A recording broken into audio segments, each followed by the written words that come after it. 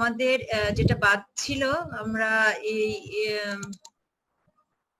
ক্যাটাবলিজমের last স্টেজে করছিলাম, তাই তো?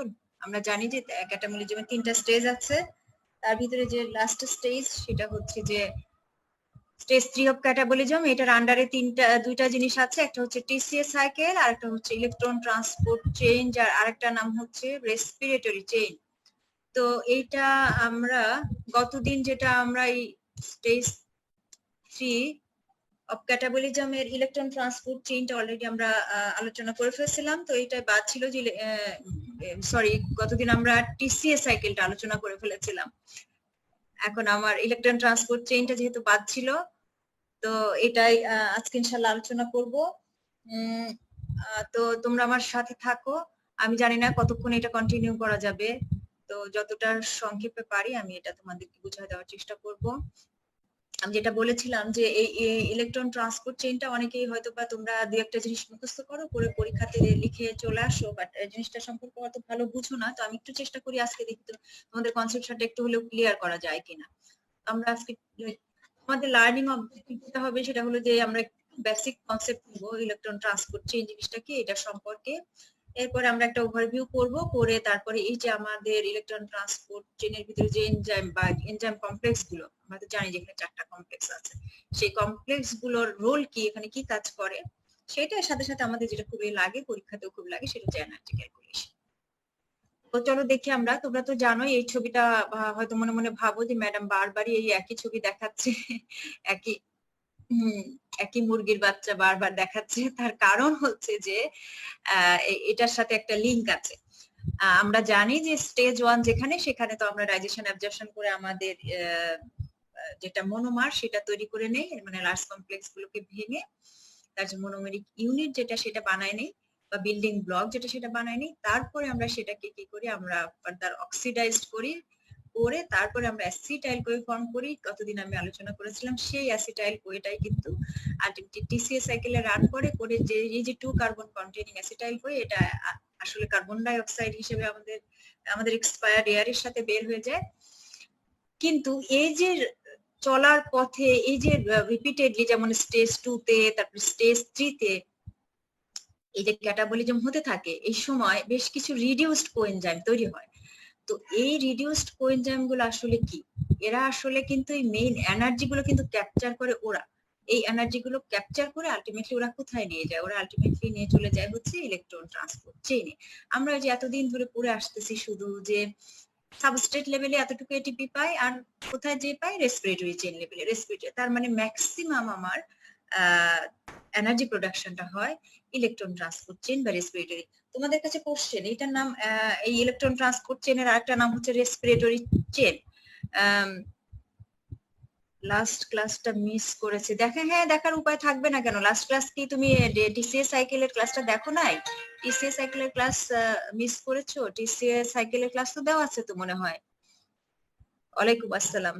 হ্যাঁ, আজকে আর ওয়ালাইকুম আসসালাম বেশি না বলি, কারণ এগুলো করতে গেলে অনেক টাইম ওয়েস্ট হবে।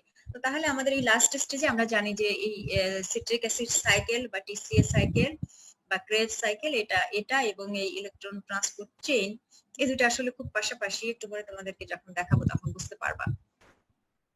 আচ্ছা, তোমাদেরকে আরেকটি জিনিস আমি বলে নেই, সেটা হচ্ছে যে দু একজন আমাকে দেখলাম নক করছে যে ওরা কি দিয়েছে যে এটা ম্যাডামের শেষ ক্লাস, কেন শেষ ক্লাস হবে? এটা ঠিক শেষ ক্লাস না। আমি বলেছি যে এই এটা হচ্ছে যে তোমার মেটাবলিজমের উপরে যেটা যে ক্লাসগুলো নিচ্ছিলাম, সেই মেটাবলিজমের উপরে এটা আমার শেষ ক্লাস। যদি তোমাদের কোনো স্পেসিফিক মানে কোনো চাহিদা থাকে যে ম্যাডাম এইটার উপরে একটু ক্লাস নিলে ভালো হয়, তাহলে তোমরা আমাকে জানালে। তো আমাদের তো এই গ্রুপে তোমরা আছোই, ওই যে আমাদের টেলিগ্রাম গ্রুপ আছে, বা ইফাত বা আমাদের জ্যোতি বা প্রীতম, এদেরকে যদি জানাও তাহলেও হবে। তখন আমরা সেই ক্লাসগুলো নেওয়ার চেষ্টা করব। এটা মেটাবলিজম শেষ করে আসলে আমাদের যেটা হয়েছিল প্রথমে যখন লকডাউন শুরু হলো, মানে একটু তোমাদের সাথে আলোচনা করে, নাহলে তোমরা বুঝবে না যে কার পরিপ্রেক্ষিতে ক্লাসটা নেওয়া শুরু হলো। লকডাউন শুরু হওয়ার পরে তো আমি বলেছিলাম যে যদিও আমাকে রিকোয়েস্ট করেছিল যে ম্যাডাম আপনি একটা দুটো ক্লাস নিন, স্টুডেন্টরা বসে আছে, জাস্ট ওদেরকে একটু স্টিমুলেট করার জন্য। তো ওইটা যখন স্টার্ট করলাম তখন অনেকেই দেখলাম যে আমি শুধু আমার মানে মেইন অবজেক্টিভ ছিল, আমার টার্গেট স্টুডেন্ট ছিল হচ্ছে যে যারা ফার্স্ট প্রপ এক্সামিনি তারা। তো তখন আমি দেখলাম যে আমার ফার্স্ট প্রপ এক্সামিনির চেয়েও ফার্স্ট ইয়ারের স্টুডেন্টরা অনেক এসে এখানে জয়েন করেছে। তো ওরা বিভিন্ন সময় আমাকে রিকোয়েস্ট করলো যে ম্যাডাম ক্লাসগুলো কন্টিনিউ করেন। তো তারই পরিপ্রেক্ষিতে আসলে অনেকগুলো ক্লাস নেওয়া। তখন আমাদের মেডিকেল কলেজে অফিসিয়ালি এই অনলাইন ক্লাস স্টার্ট হয়েছিল না, যদিও আমাদের এমইউসি 5 তোমরা জানো যে আমরা বেশ আগে থেকেই কিন্তু অনলাইন ক্লাস স্টার্ট করে দিয়েছিলাম। যদিও অন্যান্য হয়তো বা বেসরকারি মেডিকেল কলেজগুলো অনলাইন ক্লাস শুরু করে দিয়েছিল, কিন্তু আমাদের গভর্নমেন্ট মেডিকেল কলেজ মনে হয় আমরাই পায়োনিয়ার, আমরাই ফার্স্ট মানে শুরু করে দিয়েছিলাম কোনো গভর্নমেন্টের ইনস্ট্রাকশন ছাড়াই। তোমরা জানো যে আমরা কিন্তু সেই আমাদের কার্ড মানে কি আমাদের ওই যে ফুড নিউট্রিশন ভিটামিন মিনারেলস ওই কার্ডটা থেকে কিন্তু আমরা জুমে তোমাদের ক্লাস নেওয়া শুরু করেছিলাম। তারপরে তো এসে আমরা এই এখানে ক্লাস নেওয়া শুরু করলাম। এখন আমাদের যেটা অফিসিয়ালি এটা চলে এসেছে যে আমাদের কলেজে ক্লাস নিতে হবে, এবং তোমরা অনেকেই হয়তো জানো যে অফিসিয়ালি সেই ক্লাস সাইফুর রহমানও ভালো আছো না, তো অফিসিয়ালি সেই ক্লাস গুলো নিতে হলে তো আমাদের নিজস্ব একটা প্ল্যাটফর্ম অলরেডি ক্রিয়েট হয়ে গেছে, সেখানে আমাদেরকে এখন আমরা যারা মুগদা মেডিকেল কলেজের টিচার আছে আমাদের তাদের নিতে হবে। তো এর ফাঁকে ফাঁকে যদি আমি একটা দুটো করে পারি, তোমাদের যদি কোনো ডিমান্ড থাকে যে ম্যাডাম, কিন্তু অফিসিয়ালি আজকে এগুলো এখানে মানে নিয়ে মোটামুটি আমি এটা শেষ করে দিব। তারপরে যদি তোমাদের নিয়ে বেস্ট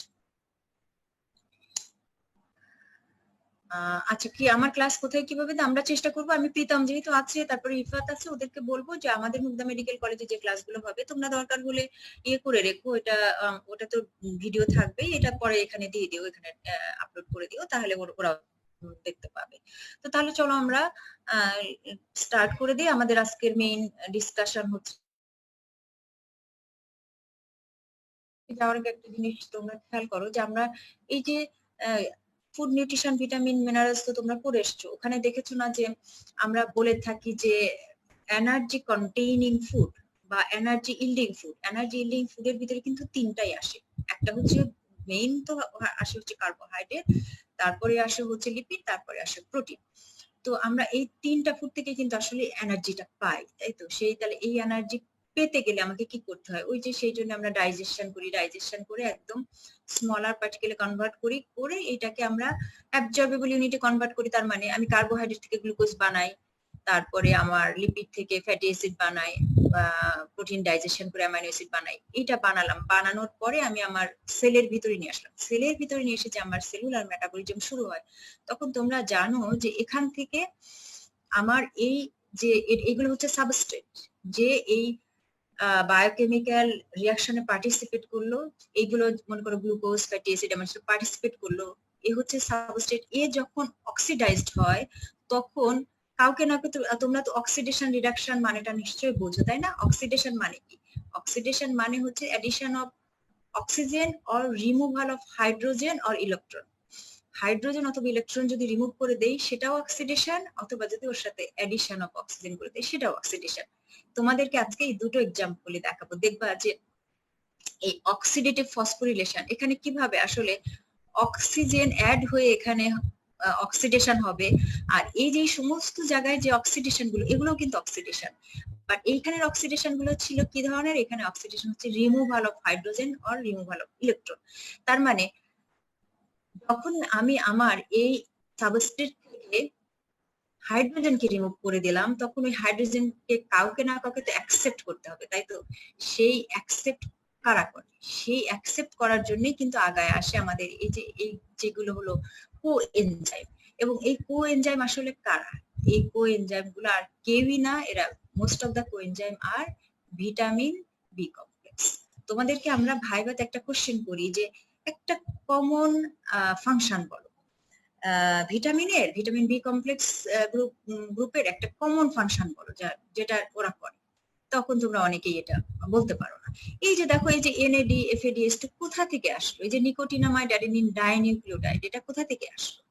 তারপরে ফ্লেভিন অ্যাডেনিন ডাইনিউক্লিওটাইড এগুলো কোথা থেকে আসলো? এগুলোই তোমাদের কাছে কোশ্চেন রয়ে গেল। তোমরা এগুলো দেখবা যে এই যে নিকোটিনামাইড এটা কি আসলে নিকোটিনিক অ্যাসিড থেকে আসলো, এটা ভিটামিন। ফ্লেভিন, অ্যাডেনিন, ডাইনিক্লোটাইড, রিবোফ্লেভিন থেকে আসলো, এগুলো হচ্ছে ভিটামিন। এই ভিটামিন গুলো সব কি হিসেবে কাজ করে? সব কোএনজাইম হিসেবে কাজ করে। ওরা এইগুলোকে, হাইড্রোজেন গুলোকে অ্যাকসেপ্ট করে, হাইড্রোজেন গুলো অ্যাকসেপ্ট করে ওরা কি হয়ে যায়? ওরা রিডিউসড হয়ে যায়। তার মানে ওই সাবস্ট্রেটকে যখন ওরা অক্সিডাইজড করলো, সাবস্ট্রেট অক্সিডাইজড হয়ে গেল, বাট কোএনজাইম গুলো কি হয়ে গেল? রিডিউসড হয়ে গেল। রিডিউসড হয়ে গেল, এট দ্য সেম টাইম ওরা কিন্তু তখন এনার্জি রিস্ক হয়ে গেল। এখন এনার্জি রিস্ক যখন হয়ে গেল, সেই এনার্জি কোনো কোথাও না কোথাও যেহেতু এনার্জিটাকে রিলিজ করতে হবে, সেই এনার্জি রিলিজের জায়গাটাই কিন্তু কোথায়? সেটাই হচ্ছে ইলেকট্রন ট্রান্সপোর্ট চেইন, যেখানে যে at the same time oxidation হয় এবং ফসফোরাইলেশন হয়, যে জন্য কম্বাইন এটার নাম হয় অক্সিডেটিভ ফসফোরাইলেশন। কিভাবে এই জিনিসটা হয়? অক্সিডেশনের পাশে মানে simultaneously oxidation as well as phosphorylation, সেই জিনিসটা নিয়ে আমরা আলোচনা করব। যদি তুমি জাস্ট সিম্পল একটা গ্লুকোজের কথাই চিন্তা করো, দেখো গ্লুকোজ যখন গ্লাইকোলাইসিস থেকে গ্লাইকোলাইসিসের মাধ্যমে পাইরুভেট হলো, তখন আমরা জানি যে সাবস্ট্রেট লেভেলে খুব অল্প পরিমাণে এটিপি আমরা পাই, মাত্র 2 মলিকুল। হ্যাঁ, মাত্র 2 মলিকুল এটিপি আমরা পাই। আর বাকি সব আমরা এটিপি কোথা থেকে পাই? এই যে আমরা বলি যে এনএডিএস, দুইটা এনএডিএস আমি তৈরি করলাম, এই দুইটা এনএডিএস থেকে পাই। সেই এনএডিএস কে কোথায় যেতে হয়? এনএডিএস মানে এনএডি যখন ছিল এনএডি অবস্থায়, তখন সে কি ছিল? অক্সিডাইজড ফর্ম ছিল। যখন সে একটা হাইড্রোজেনকে অ্যাকসেপ্ট করলো, তখনই সে কি হয়ে গেল? রিডিউসড ফর্মে চলে গেল। তাহলে এই এনএডিএস মানে হচ্ছে reduced form, NAD reduced form. এরপরে দেখো টিসিএ সাইকেলে আসো, ওখানেও দেখবা যে এনএডিএস, এফএডিএস2 এগুলো তৈরি হবে। তো এইগুলো এর মানে কি? এরা সবাই আসলে রিডিউসড, এদের রিডিউসড ভার্সন। এনএডি অবস্থায় যখন ছিল তখন অক্সিডাইজড ফর্মে ছিল, তাহলে এই যে রিডিউসড হয়ে গেল, ওকে তো আবার রিঅক্সিডাইজড হতে হবে। রিঅক্সিডাইজড হবে, এট দ্য সেম টাইম সে তার এই যে ক্যাপচার্ড যে এনার্জিটুকু ছিল সেই এনার্জিকে রিলিজ করে দিবে। সেই ঘটনাটাই ঘটে কোথায়? সেই ঘটনাটাই ঘটে হচ্ছে electron transport chain by the way of oxidative phosphorylation.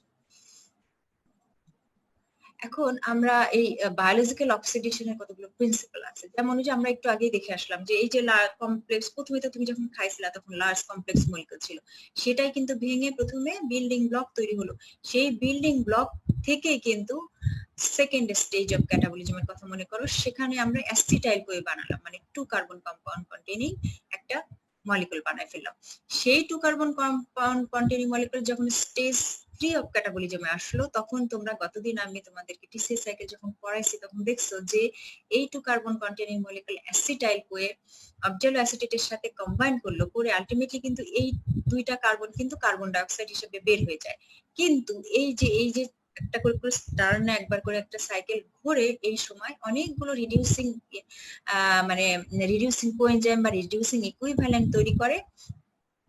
সেইগুলো আলটিমেটলি কোথায় যায়? সেইগুলো আলটিমেটলি ইলেকট্রন ট্রান্সপোর্টের চেইনে যে সে যেহেতু রিডিউসড অবস্থায় ছিল, সে নিজে অক্সিডাইজড হলো, এট দ্য সেম টাইম কি করলো? আমাদের বডির জন্য যেটা আমাদের আমরা বলে থাকি এনার্জি কারেন্সি, সেই এটিপি তৈরি করলো।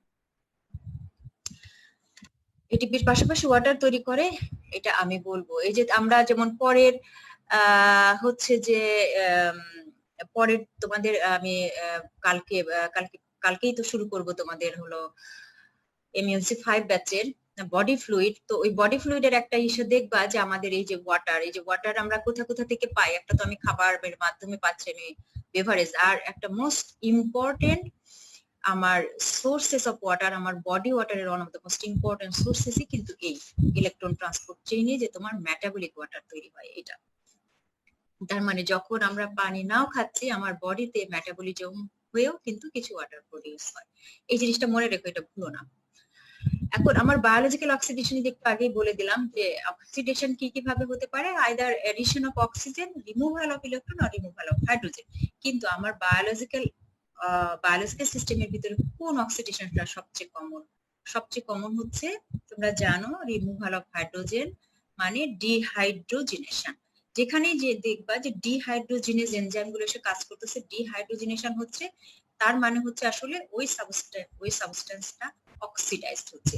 অক্সিডাইজড হলে তাহলে এই যে হাইড্রোজেন যে রিমুভ করে দিল, সেই হাইড্রোজেনটা তো কোন একটা ক্যারিয়ার লাগবে। সেই ক্যারিয়ার কি? সেই ক্যারিয়ার গুলোই হচ্ছে কোএনজাইম।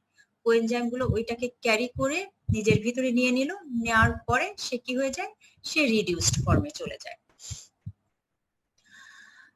এখন দেখো যে আমরা জানি যে এটাই হচ্ছে এনার্জি রিচ মলিকুল, এরা তো মেটাবোলাইজড হয় অনেকগুলো সিরিজ অফ পাথওয়ের মাধ্যমে, তোমাদেরকে অলরেডি সেটা নিয়ে আমরা পড়ালেখা করেছি তাই না, বিভিন্ন ক্যাটাবলিক পাথওয়ে। মনে করে দেখো গ্লুকোজের জন্য কি ছিল, মেজর ক্যাটাবলিক পাথওয়ে ছিল গ্লাইকোলাইটিক পাথওয়ে, ওটা আমরা পড়ে ফেলেছি।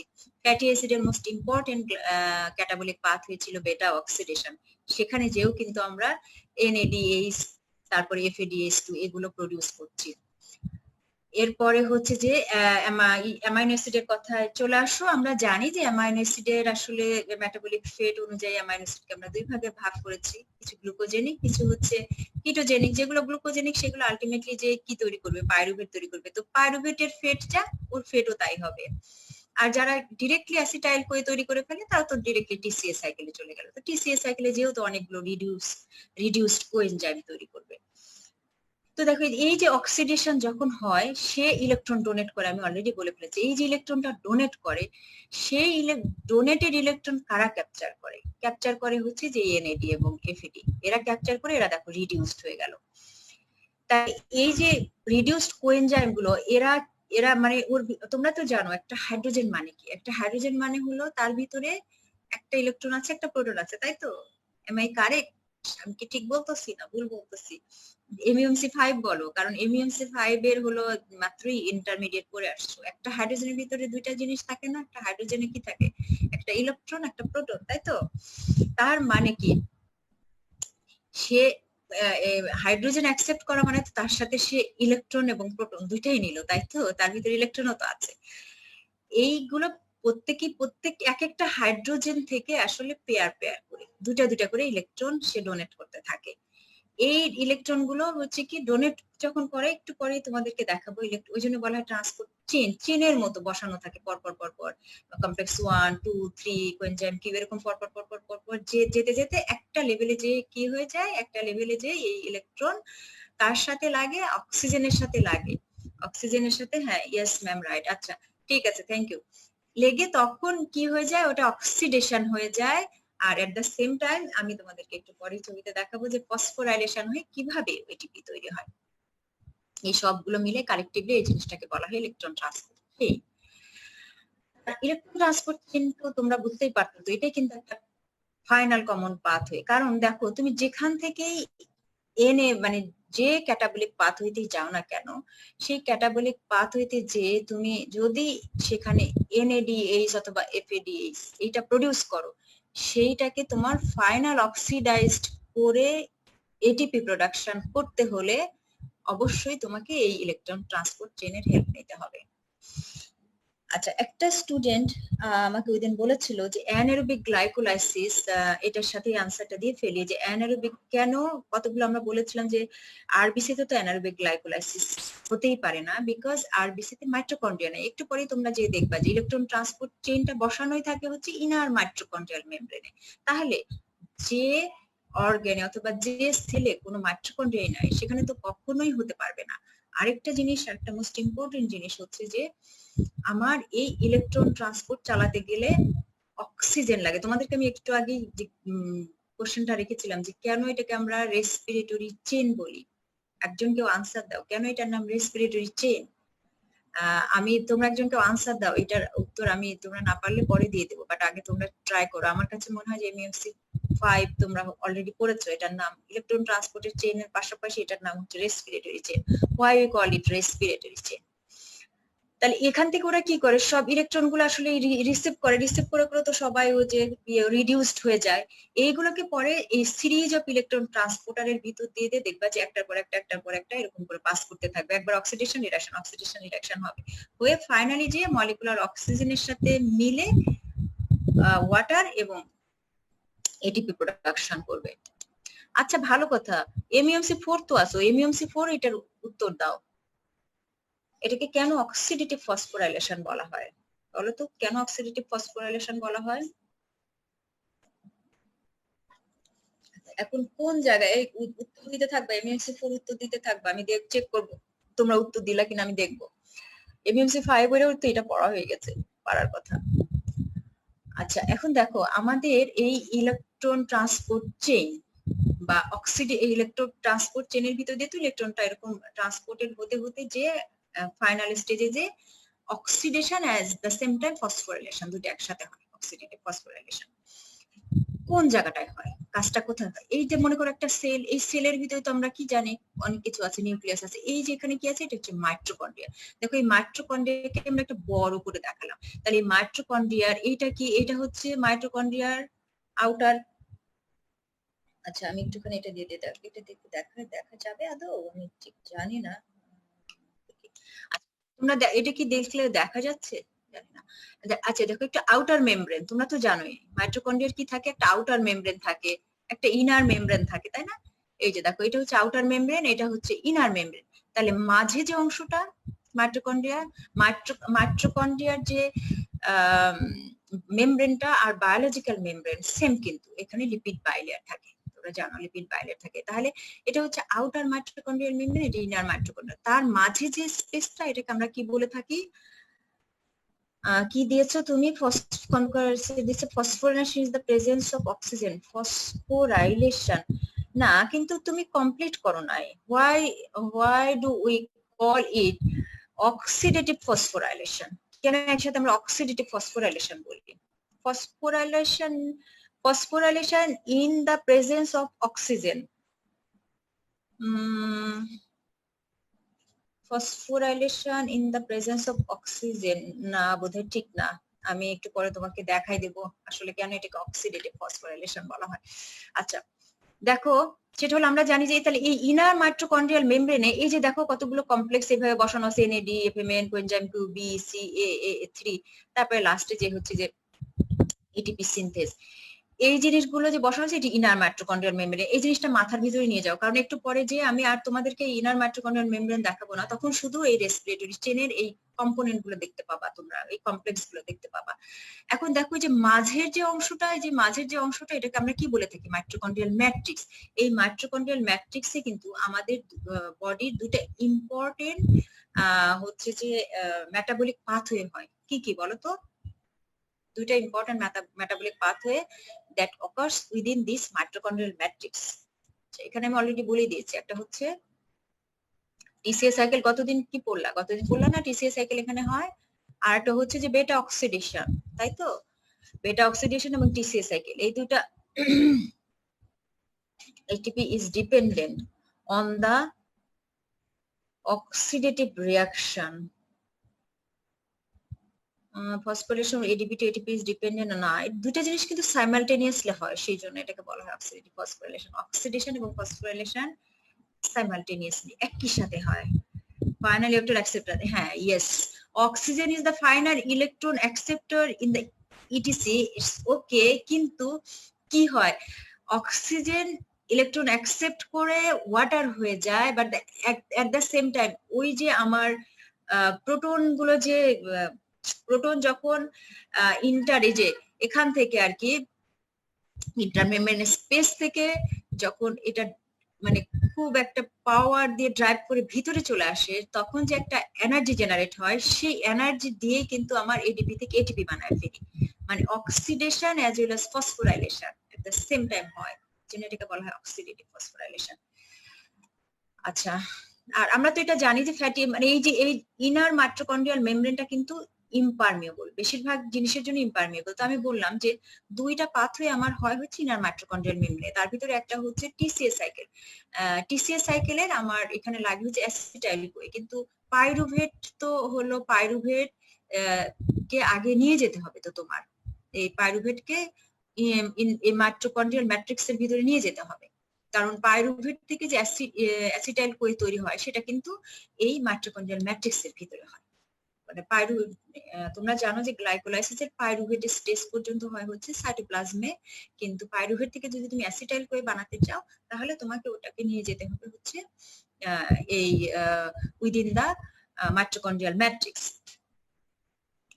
তো আর এটা তো আমরা জানি যে ফ্যাটি অ্যাসিড অক্সিডেশন এখানে হয়, সেই জন্য আমাদের যে কার্নিটিন শাটল স্পেশাল টাইপের একটা শাটল ট্রেনের মাধ্যমে ওকে ঢুকাই দিতে হয়। আর এই পাইরুভেটটাও তো ইম্পারমিয়েবল, তো কিভাবে যাবে? ওর জন্য একটা স্পেশাল ট্রান্সপোর্টার থাকে, সেটার মাধ্যমে এখানে চলে যায়। এখন চলে আসো এই জিনিসটাতে, যে আমি ওই যে বললাম যে এর আগে তোমরা দেখে আসলা, তাহলে এখন দেখো এই বাসে আমি কিন্তু এখন সংক্ষেপে দেখাবো। এখন শুধু এইটা হলো inner mitochondrial membrane. Inner mitochondrial মেমব্রেনে দেখো এগুলো সব ইলেকট্রন ট্রান্সপোর্টার, বিভিন্ন কমপ্লেক্স গুলো এভাবে বসে বসে আছে। আর এর লাস্টের এইটা হচ্ছে আমার এটিপি সিনথেস। তো এখানে তোমাদেরকে আমি পরে দেখাবো কমপ্লেক্স 1 2 3 4, কিন্তু তার মাঝেও আবার কিছু কিছু জিনিস থাকে, যেমন কোয়েনজাইম কিউ, তারপর সাইটোক্রোম সি, এগুলো ইন বিটুইন, এদের মাঝে মাঝে এরকম বসানো থাকে। এই যে পাশাপাশি জিনিসগুলো বসায় দেখো অনেকটা চেইনের মতো হয়েছে না, একটা চেনের মতো হয়েছে, তাই না? একটা পুঁতির মালা চেনের মতো হয়েছে। প্লাস হচ্ছে যে এটা কি ক্যারি করে, আসলে ক্যারি করে হচ্ছে ইলেকট্রন, ক্যারি করে বা ট্রান্সপোর্ট করে। আসলে একটা থেকে দেখবা যে একটা থেকে আরেকটা এরকম যাবে, একটা অক্সিডেশন হবে আর একটা রিডিউস হবে, একটা অক্সিডেশন হবে আর একটা রিডিউস হবে, এবং পরে ফাইনাল, তুমি প্রীতম একটু আগে যে কথা বললা, ফাইনাল দেখবা কমপ্লেক্স 4 এ যে ফাইনাল অ্যাকসেপ্টর হিসেবে, ইলেকট্রনকে ফাইনাল অ্যাকসেপ্টর হিসেবে কাজ করবে হচ্ছে অক্সিজেন। অক্সিজেন যখন ওটা অ্যাকসেপ্ট করে ফেলবে, করে ওটাকে আলটিমেটলি ওয়াটার বানায় ফেলবে। কিন্তু এই সময় ওরা কি করবে, এই যে হাইড্রোজেন গুলো, এই যে তুমি NADH মানে ওটার ভিতরে কি আছে, হাইড্রোজেন আছে। আর এক একটা হাইড্রোজেন মানে কি, ওটার ভিতরে একটা প্রোটন আছে আর একটা ইলেকট্রন আছে। তো তুমি তো ইলেকট্রন গুলোকে এখান দিয়ে ট্রান্সপোর্ট করাচ্ছ, ওই প্রোটন গুলোর কি দশা হবে? ওই প্রোটন গুলোকেও আমার এই মাইটোকন্ড্রিয়াল ম্যাট্রিক্স থেকে পাম্প করে করে আমি কি করব, ইন্টারমেমব্রেন স্পেসে পাঠাই দেবো। দিলে ওখানে একটা গ্রেডিয়েন্ট তৈরি হবে। সেই গ্রেডিয়েন্টের কারণে কিন্তু পরে দেখবা এই যে এটিপি সিনথেস যেটা আছে, এইখান দিয়ে এই হাইড্রোজেন গুলো মানে ইলেকট্রোকেমিক্যাল একটা গ্রেডিয়েন্ট তৈরি হবে। আলটিমেটলি যে হাইড্রোজেনের কনসেন্ট্রেশন ইন্টারমেমব্রেন স্পেসে অনেক বেড়ে যাবে, এখানে কম থাকবে। তখন স্বাভাবিকভাবে যদি কোথাও বেশি জিনিস থাকে, কম থাকে, ও ওখান থেকে এক জায়গায়, যেখানে কম আছে, আমরা সবসময় তো জানি তাই না, যেখানে কনসেন্ট্রেশন কম, ইলেকট্রোকেমিক্যাল গ্রেডিয়েন্ট তৈরি হলে মানে that solute will try to go from higher concentration to lower concentration। এই যে হায়ার কনসেন্ট্রেশন লোয়ার কনসেন্ট্রেশনে যখন যাবে, তখন দেখবা যে একটা এনার্জি জেনারেট হবে। সেই এনার্জিকে কাজে লাগাই কিন্তু এটিপিটা সিনথেসিস হবে। এডিপিটা ফসফোরাইলেটেড হয়ে এটিপিতে কনভার্ট হবে। তাহলে একই টাইমে অক্সিডেশনও হচ্ছে, আবার ফসফোরাইলেশনও হচ্ছে। এই যে সেম টাইম কাপলিং হচ্ছে দুইটা জিনিস, সেই জন্যই এটাকে বলা হয় অক্সিডেটিভ ফসফোরাইলেশন। চলো এখন আমরা এই ভিডিওটা একটু দেখো, এটা দিয়ে দেখে, এটা জাস্ট একটু দেখো, এরপরে আমরা মূল জিনিসগুলো নিয়ে কথা বলবো। আমি শুধু NADH দিয়ে দেখাবো, বাট FADH2 একই ঘটনা ঘটবে। তোমরা দেখতে পাচ্ছ যে এই যে NADH যেটা আসতেছে, এটা আসলে কি? এটা কিন্তু NADH আর কিছুই না, এ হচ্ছে হাইড্রোজেন ক্যারি করে নিয়ে আসতেছে, তাই না? রিডিউসড, এটা হচ্ছে রিডিউসড কোএনজাইম। তো এই একটা হাইড্রোজেন মানে আমরা জানি একটা ইলেকট্রন আছে, একটা প্রোটন আছে, তাই তো? এখন এই হাইড্রোজেন এখানে কি করলো, এই হাইড্রোজেন ক্যারি করে নিয়ে আসলো। এই ইলেকট্রন যখন যাবে, তখন ওই যে ইলেকট্রিক বাল্ব যেরকম জ্বলে, একটু আগে খেয়াল করছো কিনা, এরকম জ্বলবে, জ্বলে ফাইনালি যে তুমি যেটা বলেছিলে প্রীতম, অক্সিজেন ওটাকে ইয়ে করে নিবে, অ্যাকসেপ্ট করে নিবে। তো এবার দেখো, এই যে দেখো, যখন ইলেকট্রন গুলোকে ছেড়ে ছেড়ে দিচ্ছে, একটা একটা করে প্রোটন কিন্তু ফ্রি হয়ে যাচ্ছে। এখানে অবশ্য যেভাবে দেখা যাচ্ছে এইভাবে কিন্তু জিনিসটা যায় না, ওটা আমি পরে এক্সপ্লেন করতেছি, এখানে জাস্ট সংক্ষেপ। কিন্তু দেখো NADH ও যখন দিয়ে দিল, তখন কিন্তু সে নিজে NAD হয়ে যাচ্ছে। তার মানে কি, সে কিন্তু আবার অক্সিডাইজড হয়ে গেল। আর এই যে ইলেকট্রনটা দিয়ে দিল, এই ইলেকট্রন এই কমপ্লেক্স 1 2 3 4 এরকম করতে করতে ফাইনালি দেখো 4 এ যাওয়ার পরে, আর এই যে প্রোটন গুলোকে পাম্প করে করে এই কোথায় পাঠিয়ে দিবে, এই যে ইন্টারমেমব্রেন স্পেস, মানে outer mitochondrial membrane, inner mitochondrial, মাঝে দেখো এই যে হাইড্রোজেন, অলরেডি হাইড্রোজেনের কনসেন্ট্রেশন বেড়ে গেছে। এটা কমপ্লেক্স 4 যেখানে আসার পরে ইলেকট্রন মানেই তো আমি জানি যে ইলেকট্রন মানে কি, ইলেকট্রন ও সবসময় একটা হাইড্রোজেনের সাথে মিলতে চাইবে। তাহলে দুইটা করে ইলেকট্রন, দুইটা করে হাইড্রোজেন মিলে কি হলো, দুইটা ইলেকট্রন দুইটা হাইড্রোজেন মিলে কি হলো, H2 হলো। আর একটা করে ওয়াটার মিলে H2O, একটা করে ওয়াটার হবে। এবার এই রাইট সাইডে দেখো, এই যে বলেছিলাম যে গ্রেডিয়েন্ট যেটা তৈরি হবে, সেটার জন্য এটা যখন এখানে চলে আসবে, তখন এই যে এডিপি যে ফসফোরাইলেটেড হয়ে হয়ে এটিপি তৈরি হয়ে যাবে। তোমরা এটা কি দেখতে পাচ্ছ, বুঝতে পারতেছো কিনা? Created in the process, yes. তো এটাই হলো মূল ঘটনা। তো এখন আস্তে আস্তে চলো আমরা চলে যাই, তারপরে পরের স্টেপে চলে যাই। তো আমরা যদি স্যালিন ফিল্টারের ইলেকট্রন ট্রান্সপোর্ট স্যালিন ফিল্টার সম্পর্কে তোমাদের যেহেতু পরীক্ষাতে অনেক সময় আসে, তাহলে তোমরা একটু জেনে নাও। যে এটা আমরা তাহলে তো আমরা অলরেডি দেখেছি যেখানে সাবস্ট্রেট কি, সাবস্ট্রেট আমরা জানি যে ওই যে রিডিউসড কোএনজাইম NAD2ACE FAD2ACE এরাই হচ্ছে যে এখানে রিডিউসড কোএনজাইম হিসেবে এখানে সাবস্ট্রেট হিসেবে আসবে। আলটিমেটলি প্রোডাক্ট তোমরা অলরেডি দেখে ফেলেছো যে ওয়াটার এবং এটিপি এই দুটাই হচ্ছে প্রোডাক্ট। এখানে হলো কোথায় সমস্ত মাইটোকন্ড্রিয়া মানে মাইটোকন্ড্রিয়া থাকতে হবে, মাইটোকন্ড্রিয়া না থাকলে সেই সমস্ত ছেলে এটা হতে পারবে না। তোমরা দেখলা যে এটা বসানোই থাকে হচ্ছে ইনার মাইটোকন্ড্রিয়াল মেমব্রেনে। কাজেই তোমাদেরকে যখন আমরা বলি জিজ্ঞাসা করি যে why anaerobic glycolysis occur within the RBC, তোমরা অনেক সময় বলতে পারো না। এই জিনিসটা খুব খারাপ লাগে যে তোমরা এই বেসিক জিনিসটা কেন জানবা না যে আমার ইলেকট্রন ট্রান্সপোর্ট চেইনটা বসানো আছে ইনার মাইটোকন্ড্রিয়াল মেমব্রেনে, তার মানে আমি যদি এটাকে ফার্দার অক্সিডাইজ করতে যাই আমি তো আর পারবো না। মানে এই যে আমার NADH তৈরি হলো, এই NADH কে আমি আবার NAD তে কনভার্ট করবো, সেটা তো আমি করতে পারতেছি না due to lack of mitochondria. Mitochondria নাই, তাহলে করতে পারবো না। সেই জন্য আমার এখানে অবশ্যই অ্যানারোবিক গ্লাইকোলাইসিস হবে।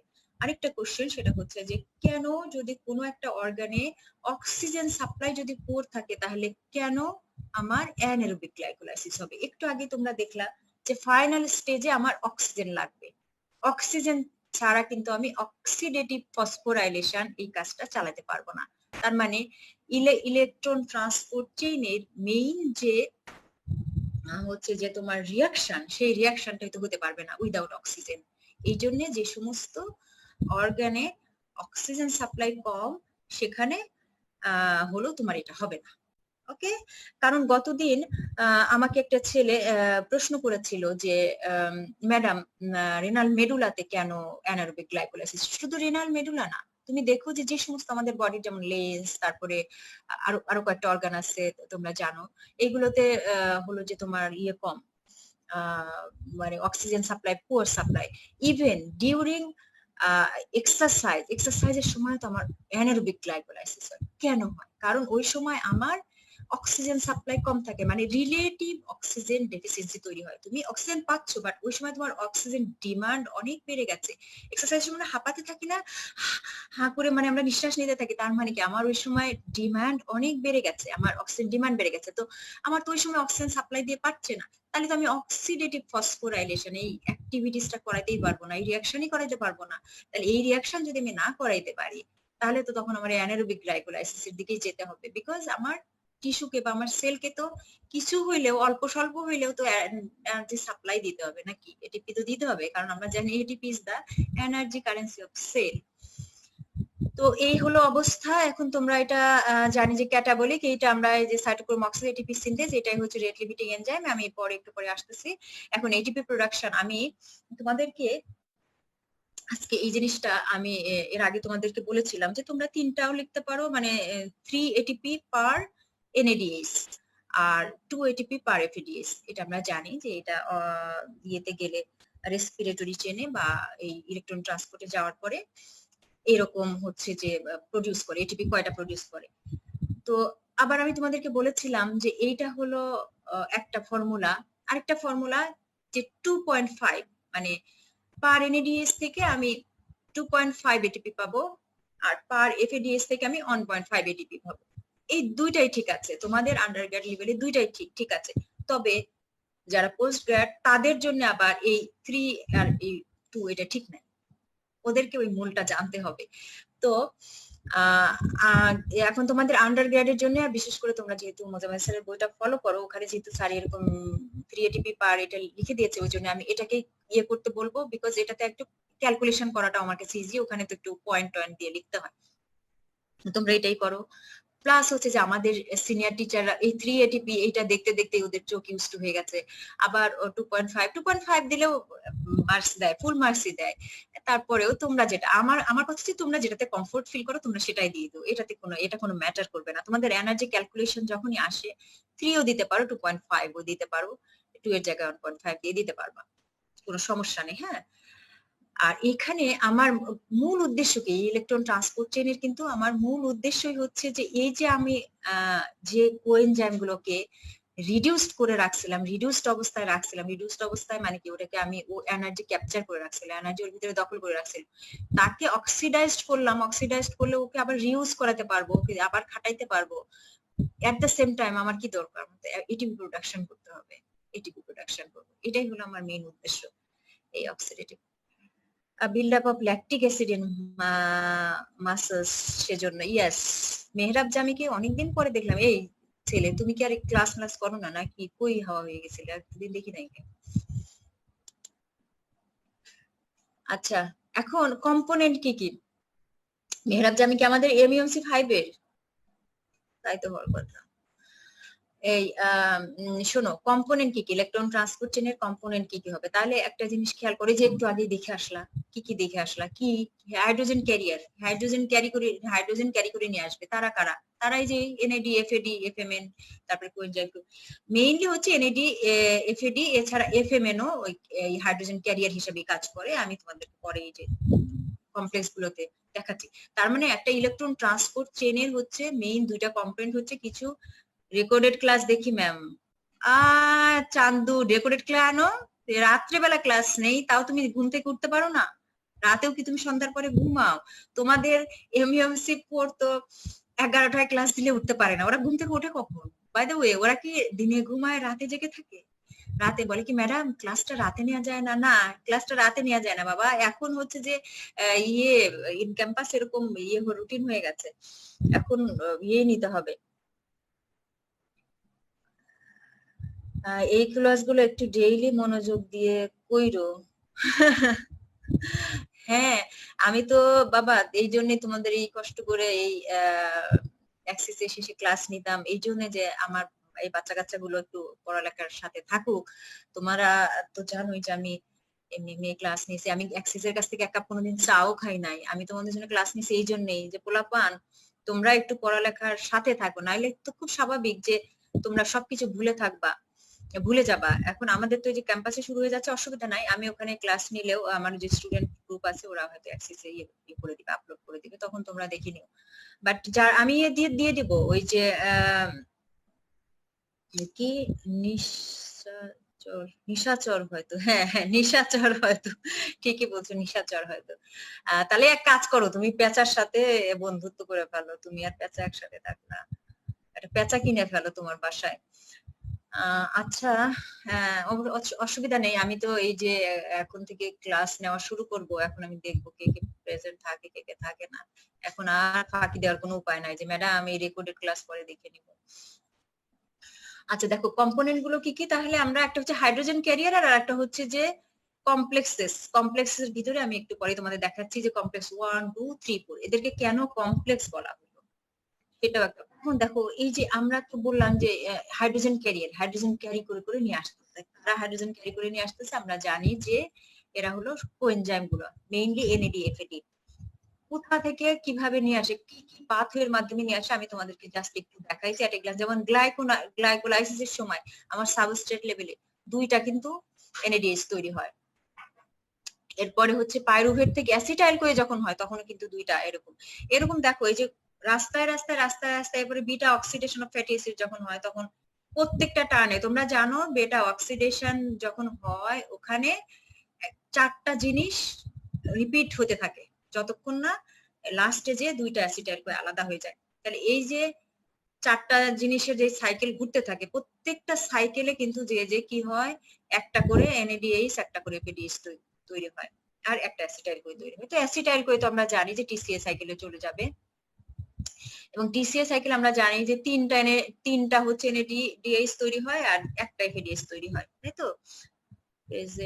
আচ্ছা, presence of more than one carrier তাই complex. Yes, presence of more than one carrier, না হ্যাঁ presence of more than one carrier as well as ওইটা হচ্ছে কমপ্লেক্স, মানে ওইটা শুধু একটা জিনিস থাকে না, ওর ভিতরে অনেকগুলো জিনিসের কম্বিনেশন, ওই জন্য ওটা কমপ্লেক্স।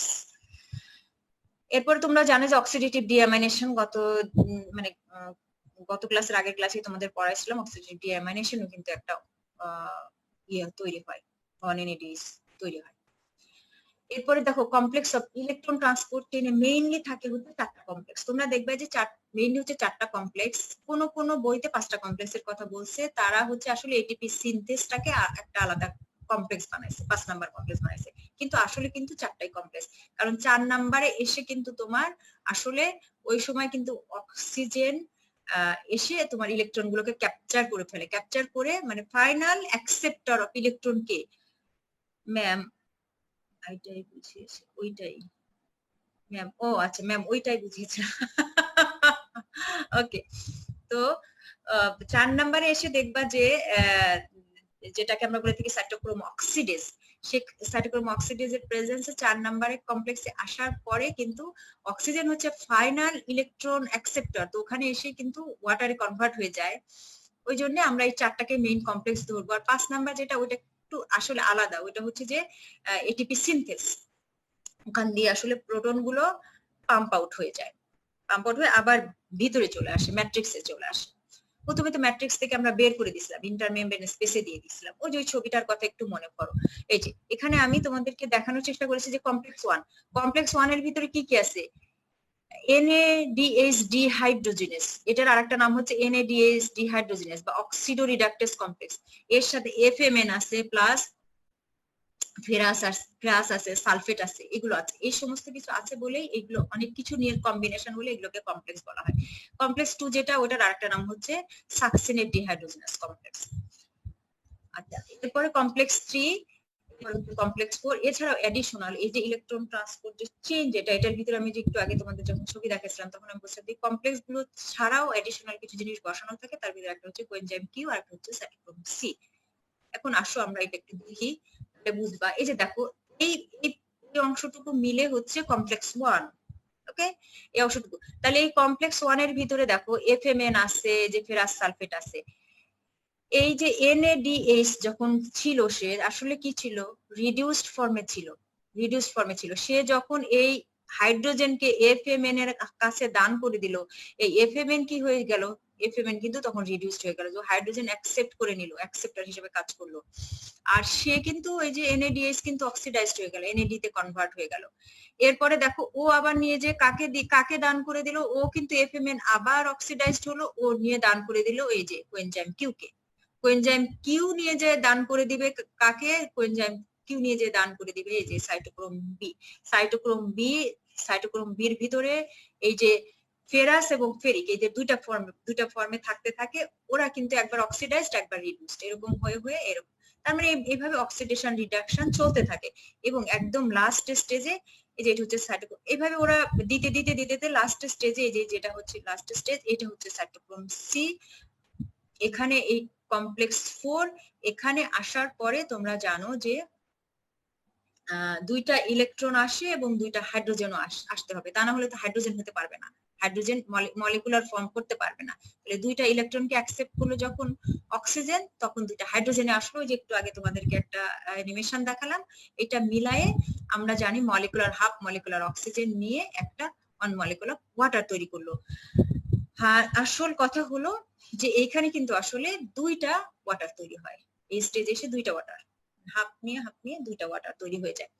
এখন অ্যাকর্ডিং টু মোজাম্মেল স্যারস বুক, মোজাম্মেল স্যারের বই অনুযায়ী, আচ্ছা এখানে মাঝে একটা জিনিস দেখো, কমপ্লেক্স 2, কমপ্লেক্স 2টা আসলে একটু ডিফারেন্ট, কমপ্লেক্স 2টা একটু আলাদা থাকে, তার কারণ এটা হলো TCA সাইকেলেরও একটা কম্পোনেন্ট হিসেবে কাজ করে। TCA সাইকেলে তোমরা জানো যে একটা স্টেজে সাকসিনেট থেকে যখন ফিউমারেট হয়, তখন FAD তে কনভার্ট হয়। এইটাকে যে কনভার্সন করে সাকসিনেট ডিহাইড্রোজেনেস এনজাইম, সেটা এই কমপ্লেক্স 2 একটা ইনবিল্ট একটা কম্পোনেন্ট, এই জন্য এটা কিন্তু আলাদা। এই জন্য তোমরা দেখবা যে মোজাম্মেল স্যার যেটা বলেছে যে 3টা ATP প্রোডাকশন, প্রথমে কি কমপ্লেক্স 1 এ এটা কোএনজাইম কিউ তে যাওয়ার আগেই এটা যেটা প্রোডাকশন হয় সেটা হচ্ছে একটা ATP প্রোডাকশন হয়। এই কেন আমরা NADH থেকে 3টা ATP পাই, আর কেন FADH2 থেকে 2টা ATP পাই, তার কারণ এখানেই ব্যাখ্যা করা আছে। দেখো, এটা কমপ্লেক্স 1, এইখানে একটা ATP প্রোডাকশন হয়ে গেল, আর এ হলো কোথায়, এসে জয়েনই করলো কিন্তু সরাসরি কোএনজাইম কিউতে। ছবিটা দেখলেই বুঝবা, কোএনজাইম কিউতে। ওই জন্য ও তো একটা স্টেপ স্কিপ করে গেছে, ওই স্টেপে সে ঢুকে নাই, তারপরের স্টেপে সে ঢুকছে। আচ্ছা, সেই জন্য দুইটা এটা সহজ, তোমরা এইটাই দিয়ে দিও। আরেকটা হচ্ছে যে কমপ্লেক্স 3 তে যে একটা কমপ্লেক্স 3 শেষে যে প্রডিউস হয় বিফোর গোয়িং টু সাইটোক্রোম, আর আরেকটা হচ্ছে যে লাস্ট স্টেজে কমপ্লেক্স 4 এ যে এইভাবে করে আমার 3টা এটিপি প্রোডাকশন হয়। এটা হচ্ছে অ্যাকর্ডিং টু মোজাম্মেল স্যারস বুক। আমি বলবো যে এটা আঁকায় দেওয়াটা অনেক সোজা, তোমাদের তো এরকম এত মানে কার্সিভ রাইটিং এর দরকার নাই, এসব লেখার দরকার নাই, তোমরা একদম স্ট্রেট ফরওয়ার্ড লিখে দিবা। তো তোমরা এই 3টা কমপ্লেক্স লিখে 1 2 3 4 রোমান লেটারে 1 2 3 4 এরকম আঁকায় দিবা, দিয়ে কোথায় কোথায় এটিপি সিনথেসিস হয় দেখাই দিলাম, দ্যাটস অল। আর হলো এইটা একটু লিখে দিলেই হয়ে গেল, সাইট অফ এটিপি সিনথেসিস কোথায় কোথায়। আসলে এইবার আমি একটু তোমাদের সাথে কথা বলবো, সেটা হচ্ছে মূল ঘটনাটা কি ঘটে। মূল ঘটনা এটা ঘটে যে যখন এই যে NADH যখন আসলে ওই কমপ্লেক্স 1 এ যখনই ইলেকট্রন দান করে দিল, আমরা তো ওই যে বলেছি একটা করে হাইড্রোজেন মানেই হলো কি, একটা করে হাইড্রোজেন মানে তার ভিতরে একটা ইলেকট্রন আছে, প্রোটন আছে। আমরা সব সময় দেখো NAD2H, তার মানে এখানে আসলে 2টা করে হাইড্রোজেন আসবে। তাহলে 2টা করে যদি হাইড্রোজেন আসে, তার মানে আসলে 2টা করে প্রোটন আর 2টা করে ইলেকট্রন, তাই তো? তাহলে এখানে চারটা আমার প্রোটন তৈরি হলো। এই 4টা প্রোটন এই যখন এই ইলেকট্রন গুলো ট্রান্সপোর্ট হয় তখন কি হয়, তখন এটা যখন ট্রান্সপোর্ট হয় তখন আস্তে আস্তে যখন মানে নিচের দিক থেকে উপরের দিকে যেতে থাকে, কমপ্লেক্স 1 থেকে কমপ্লেক্স 4 এর দিকে যেতে থাকে, এটা তো নরমালি কি থাকে, ইম্পারমিয়েবল থাকে, তখন এটা পারমিয়েবল হয়ে যায়। এর জন্য তখন এটাকে ফোর্সফুলি, মানে এখানে একটু এনার্জি জেনারেটেড হয়, কারেন্ট জেনারেটেড হয়, সেইটার ফোর্সে এইগুলোকে পাম্প করে এই যে ইন্টারমেমব্রেন স্পেসে পাঠাই দিল। বুঝতে পেরেছো?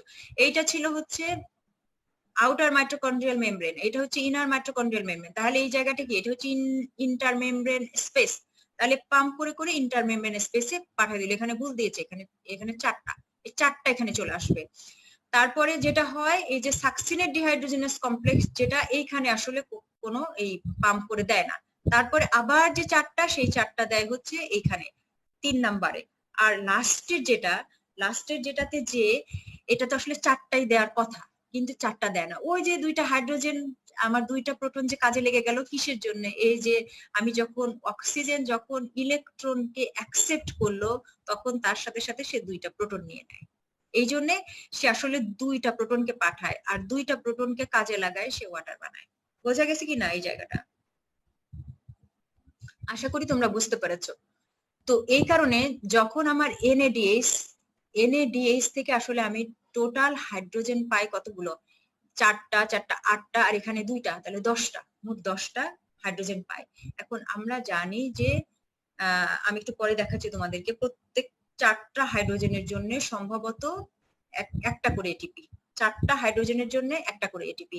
তো সেই কারণে সেই ক্যালকুলেশন অনুযায়ী তোমার NADH থেকে আমরা 2.5 করে করে এটিপি পাই। আর FADH2 যেহেতু পরের স্টেজ থেকে আসলে দেওয়া শুরু করে, ওই জন্য ওর 4টা কম থাকে। তার মানে 4টা যদি কম থাকে তাহলে ও 6টা, 6টা দিয়ে এবার হিসাব করে দেখো, তাহলে সে 6টা হাইড্রোজেন সে এই পাম্প করে এখানে দিতে পারবে। যে কয়টা হাইড্রোজেন পাম্প করে দিতে পারবে সেই অনুযায়ী এটিপি তৈরি হবে। তো এই হলো সেই হিসাব। তাহলে তোমরা এই জিনিসটা বুঝেছো তো, কেন NADH থেকে হলো যে 2.5 আর FADH2 থেকে হচ্ছে 1.5 এটিপি প্রোডাকশন হয়। আর এই যে এখানে তোমরা এই ছবিটা দেখো, এই যে হাইড্রোজেন গুলোকে আলটিমেটলি এখানে এটিপি যে পাম্প করে যখন দিয়ে দেয়, তখন এই যে এটা ফসফোরাইলেটেড, ADP ফসফোরাইলেটেড হয়ে এটিপি হয়ে যায়। এই জায়গাটা আমি আরেকবার একটু তোমাদেরকে দেখাই দেই। আসলে এই যে এইখান দিয়ে কিন্তু হাইড্রোজেন পাম্প হয়ে যায়। এখানে যে দেখো 1 2 3 4 এই 4টা হাইড্রোজেন পাম্প হয়ে গেছে। এই যে এটা হচ্ছে কমপ্লেক্স 1, এটা হলো আমার কমপ্লেক্স 2 তে কোনো হাইড্রোজেন পাম্প হয় না, কমপ্লেক্স 3 তে যেও 4টা হয়েছে। আর কমপ্লেক্স 4 যেটা, সেই কমপ্লেক্স 4 এ যায় আমার 2টা হাইড্রোজেন পাম্প হবে। আর 2টা হাইড্রোজেন আমি কিসে কাজে লাগাবো, ওই যে বললাম আমার ওয়াটার তৈরি করতে গেলে লাগবে, ওইটাতে আমি কাজে লাগাই ফেলবো। আর আমার এই জিনিসটা অনেকটা এরকম যে ইলেকট্রোকেমিক্যাল একটা গ্রেডিয়েন্ট তো তৈরি হয়েছে, তাই না? এখানে দেখো প্রোটনের কনসেন্ট্রেশন অনেক বেশি, এখানে প্রোটনের কনসেন্ট্রেশন কম, তাহলে খুবই স্বাভাবিকভাবে ওখান থেকে এই দিকে চলে আসতে চাইবে। এই হাই প্রোটন গুলো যখন এই দিক দিয়ে চলে আসে, তখনই তো আমরা অনেকটা ওই যে হাইড্রো ইলেকট্রিসিটির কথা চিন্তা করো। হাইড্রো ইলেকট্রিসিটিতে কি হয়, একটা ড্যাম, একটা বাঁধ দিয়ে আমরা পানি আটকায় রাখি না, পানি আটকায় রাখি, আর মাঝখানে একটা টারবাইন দেওয়া থাকে। এই যে এই এটিপি সিনথেসটাকে মনে করো সেই টারবাইনের কথা চিন্তা করো। যখন তুমি পানির এখানে মুখটা খুলে দিলা, ও তো খুব হাই ফোর্স এখান দিয়ে চলে যেতে এই দিকে চলে আসতে চাইবে, কারণ এখানে তুমি বাঁধ দিয়ে আটকায় রাখছো। যখন হাই ফোর্সে আসবে তখন ও কি করবে, ওই টারবাইনটাকে সে ঘুরাবে। এই হাই ফোর্সের টারবাইনটাকে ঘুরালে কি হয়, ইলেকট্রিসিটি জেনারেট হয়। এটাই হচ্ছে হাইড্রো ইলেকট্রিসিটির mechanism. You know very well, মানে মোর দ্যান মি, আমার চেয়ে তোমরা এটা ভালো জানো। তো এটাই হলো হাইড্রো ইলেকট্রিসিটির মতোই জিনিসটা। এখানে যেহেতু হাইড্রোজেন আয়নের কনসেন্ট্রেশনটা অনেক বেশি থাকে, এই যখন ফোর্সফুলি এদিকে আসে, আসার পরে এই এটিপি সিনথেস ওর কাজই হচ্ছে এটাকে ফসফোরাইলেটেড করে দেওয়া। ইয়েস, টারবাইন ঘোরানোর মতো, ভেরি গুড। এখানে আসলো। এখন দেখো, এই যে আমরা জানি যে প্রত্যেকটা 4টা হাইড্রোজেন আয়নের জন্য একটা করে এটিপি তৈরি হবে। এই যে হাইড্রোজেন আয়ন, এই 4টা হাইড্রোজেন আয়ন যখন এখান দিয়ে পাস করবে এটিপি সিনথেস, এটা একটা এনজাইম, এটার ভিতরে যখন পাস করবে প্রত্যেক 4টা আয়নের জন্য একটা করে এটিপি। এবার তুমি কাউন্ট করে দেখো যে আমি যখন এনএডিএইচ কে এরকম এনএডিএইচ থেকে প্রোটন পাম্প করে করে পাঠাচ্ছি, তখন দেখো আমি এই যে আমার এটা হচ্ছে কমপ্লেক্স 1, কমপ্লেক্স 1 এ আমি 4টা পাঠাই, কমপ্লেক্স 3 তে 4টা পাঠাই, আর কমপ্লেক্স 4 এ যে আমি 2টা পাঠাই, তাহলে মোট কত হলো? 4 4 8 আর 2 10টা হলো, তাই না? কিন্তু আমার এই যে FADH2 যেহেতু এই কমপ্লেক্স 1 এ ঢুকতে পারে না, ও তো কমপ্লেক্স 1 এর পরের থেকে ওর অ্যাক্টিভিটিস শুরু হয়, সেই জন্য ও শুধুমাত্র এইখানে আর এইখানে পাঠায়। তার মানে কি 4টা আর এখানে 2টা, 6টা পাঠালো। এইবার হিসাব করে দেখো যে 6টা থেকে আমি কয়টা এটিপি পাই। তো এই যে এখানে ইলেকট্রন ট্রান্সপোর্ট চেইনে আমরা এটা জানি যে 2 NADH এগুলো হিসাব না, আমি এখানে এই হিসাবগুলো পড়াবো না, এগুলো তোমরা ভালোই পারবা আমার কাছে মনে হয়। আমরা এটা খুব জানি যে যেহেতু এক একটা NADH এর জন্য 10টা প্রোটন এবং মানে প্রত্যেক 4টা প্রোটনের জন্য হচ্ছে একটা এটিপি, তাহলে এই 10টা যদি প্রোটন হয়ে থাকে তাহলে 4 দুগুণে 8, তো 2টা আর ওই যে 2টা আর 2টার জন্য 0.5, এই জন্য হচ্ছে 2.5 এটিপি। আশা করি তোমরা এই ক্যালকুলেশনটা বুঝতে পেরেছো। ওকে, এই যে অল দিস আর এনার্জি ক্যালকুলেশন, সেটা হলো যে এই কারণে তুমি যদি 3টা করে ধরো, 3টা আর 2টা যদি ধরো তাহলে কিন্তু 38 এটিপি হয়, তাই না? আর আমরা যদি ওই যে 2.5 আর 1.5 এটা ধরি। আচ্ছা, এই বাচ্চা কাচ্চা তোমরা সবাই বুঝতে পারছো তো এই জিনিসটা? Agents of more than one period complex, yes. তো এটাই হলো, আমার টাইমও প্রায় শেষ। এটা হলো এনার্জি ক্যালকুলেশন। আমি যে এই জিনিসগুলো দেখানোর চেষ্টা করেছি যে দেখো এখানে হচ্ছে যে তোমার ইয়ে হয়, এটাতে কোনো হাইড্রোজেন ট্রান্সপোর্ট হয় না, এটা দেখানোর জন্য যে আমার কমপ্লেক্স 1 কমপ্লেক্স 2 তে হয় না, কমপ্লেক্স 3 তে হয়, কমপ্লেক্স 4 এ হয়, এবং কমপ্লেক্স 4 এই কিন্তু আসলে তোমার ওয়াটার তৈরি হয়। আচ্ছা, ইনহিবিটরস, ইলেকট্রন ট্রান্সপোর্টের কিছু ইনহিবিটরস আছে, এইগুলোর নামগুলো তোমরা কয়েকটা জাস্ট। সায়ানাইড তোমরা তো জানো, আগে মানুষকে যে ইয়ে করা হতো না, সায়ানাইড দিয়ে পয়জনিং করা হতো না, সমস্ত রাজা বাদশাদের যে মারা হতো, তখন কি কিছুর ভিতরে হয়তো বিষ, অ্যালকোহলের ভিতরে হয়তো সব সায়ানাইড মিশাই দেওয়া হতো, তাই না? তো এই সায়ানাইড তাহলে কি করে? তুমি দেখো এই ইটিসির এই ইলেকট্রন ট্রান্সপোর্ট চেইনের কমপ্লেক্স 4 কে যদি তুমি বন্ধ করে দাও তাহলে কি সমস্যা হবে? কমপ্লেক্স 4 কে যদি তুমি বন্ধ করে দাও তাহলে তোমার তো এইটা হবে না, অক্সিডেটিভ ফসফোরাইলেশনটা হবে না। এই অক্সিডেটিভ, ইয়েস ম্যাম, বুঝতেছি। এটা অনেক কমপ্লেক্স লেগেছিল, পরে এখন সহজ লাগছে। এখন কি একটু সহজ লাগছে রে বাপ? যদি সহজ লেগে থাকে তাহলে আমার সার্থকতা, আর না লাগলে তো আর এত এতক্ষণে বক বক করে কি লাভ হইলো? জিনিসটা অনেক সোজা রে বাবা, কিন্তু হলো যে জটিল করে, ওই বইতে লেখা খুব জটিল করে। তো আমি এখানে কিছু টারবাইন বন্ধ ইয়েস, মেহরাব জামি একদম পারফেক্ট কথা বলছে, ও সবসময় একদম ঝাক্কাস কথাবার্তা বলে, মূল কথাটা বলে। হ্যাঁ, টারবাইন যদি বন্ধ হয়ে যায় তাহলে কি হবে? কোনো নো ইলেকট্রিসিটি না থাকলে কিছুই থাকবে না, লাইফ শেষ। এই জন্যই হলো এই কার্বন মনোক্সাইডও একই কাজই করে, কার্বন মনোক্সাইড পয়জনিং হলেও এই একই সমস্যা হয়। তো আমার কাছে মনে হয়েছে এই দুটো ইম্পর্টেন্ট, এই দুটো তোমরা মনে রাখতেই হবে, বাকিগুলো যারা পোস্ট গ্রেড তাদের জন্য লাগবে। আচ্ছা, যারা হচ্ছে ফার্মাকোলজি তারা হলো যে এইগুলো জানবে পরে, এটা রেখে দিও, পরে ভবিষ্যতে ফার্মাকোলজি থার্ড ইয়ারে উঠে ফার্মাকোলজির সময় দেখো। আর মেইনলি হচ্ছে বারবিচুরেট তো জানোই, হ্যাঁ, ঘুমের ওষুধ যেটা ফেনোবারবিটন যেটা আমরা ওই যে হরহামেশা ইউজ করে থাকি, ঘুম টুম না হলেও খাই, এগুলো কিন্তু ইনহিবিটর হিসেবে কাজ করে। আর এই সাইটোক্রোম অক্সিডেজ, মানে ওই যে সাইটোক্রোম অক্সিডেজ কত নম্বরে থাকে? কমপ্লেক্স 4 এ থাকে। এইটাকে হলো বন্ধ করে দেয় সায়ানাইড, তারপর হাইড্রোজেন সালফাইড আর কার্বন মনোক্সাইড, অলরেডি আমি বলে ফেলেছি।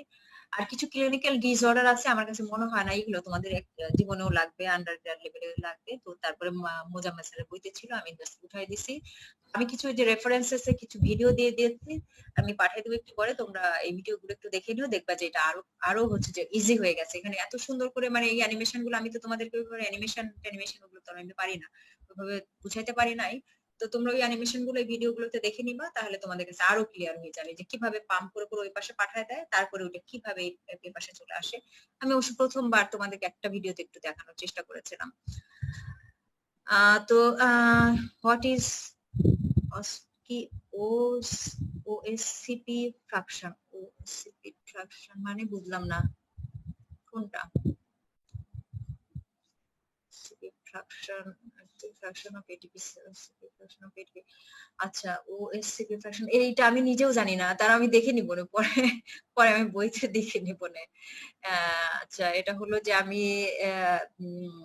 আমি একটা বই থেকে জাস্ট কপি করে পেস্ট করছি, তো খেয়াল করি নাই ওএসসিপি ফ্র্যাকশন অফ এটিপি সিনথেস কি মানে কি, এটা আমি নিজেও দেখি নাই। আচ্ছা ঠিক আছে, ওকে, তাহলে আজকে এই পর্যন্তই থাক। তো ইনশাল্লাহ দেখা হবে। আর হলো আমি তো এরপরে আমাদের হচ্ছে যে মুগদা মেডিকেল কলেজের যে আমাদের নিজস্ব যে ক্লাস, ওগুলো নিতে থাকবো। আর তোমাদের যদি কারো কোনো প্রবলেম থাকে, যারা তোমার এক্সিসে যারা আছো, তোমাদের প্রবলেম থাকে, সেটা তোমরা আমাকে একটু জানাও। আমি ফাঁকে ফাঁকে আমার ওই ক্লাসগুলোর ফাঁকে ফাঁকে যদি পারি আমি নিয়ে নেওয়ার জন্য চেষ্টা করব। তবে একসাথে অনেক কিছু করা ডিফিকাল্ট হয়ে যাচ্ছে, কারণ ইদানিং আমাদের অফিসেও ওয়ার্কলোড অনেক বেশি। সেই কারণে আমি ডিসিশন নিলাম যে আপাতত এরকম থাকুক। আর আমি ওখানে ক্লাস নিব, ওখানে আমি তোমাদেরকে বিয়েতে পাঠাবো। তোমরা যারা ওই যে আমাদের টেলিগ্রাম গ্রুপে পাঠিয়ে দেবো, তোমরা যারা চাইলা, তোমরা মানে যারা যারা ইন্টারেস্টেড তারা তোমরা জয়েন করতে পারো। আর এছাড়াও হলো যে আমরা পরে দিয়ে দিব। দিয়ে মনে রেখো তুমি হচ্ছে যে প্রীতম, তুমি একটু খেয়াল করে এটা করো, ভিডিও করো। কারণ কালকে দেখো ওই যে কালকের ক্লাসটা তো ওরা ভিডিও দিল না। আমি কিন্তু ফোন করছিলাম, আমি ফোন করে ওদের বলছি যে এই ভিডিও দেন নাই কেন, ভিডিওটা দেন, কিন্তু ভিডিও তো কই দিল না, পরে তুমিই দিছো আর কি।